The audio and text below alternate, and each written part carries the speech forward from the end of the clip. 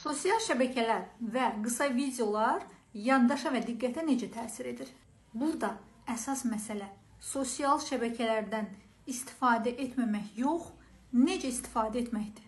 Qısa videolar, məsələn, Reels, TikTok beyində süni şəkildə dopamini artırır, beyin asan və sürətli dəyişən stimullara öyrəşir. Nəticədə beyin dərin düşünməkdən uzaqlaşır. Uzun, sakit, diqqət tələb edən işlər darıxdırıcı gəlir. Qısa videolar sürətli keçir və dərin düşünməyə imkan vermir. Nəticədə məlumat qısa müddətli yaddaşda qalır və uzun müddətli yaddaşa keçmir.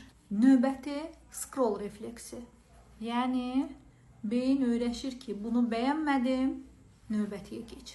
Bu isə səbrin azalmasına, yəni səbirsiz olmağa və diqqətin tez dağılmağına səbəb olur. Lakin qeyd edim ki, qısa videolar hər zaman mənfi deyil.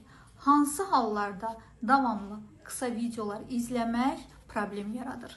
Gündə saatlarla scroll edirsənsə, fokus tələb edən işlərdə çətinlik varsa, oxuduğunu tez unudursansa, daim telefon yoxlama ehtiyacı var.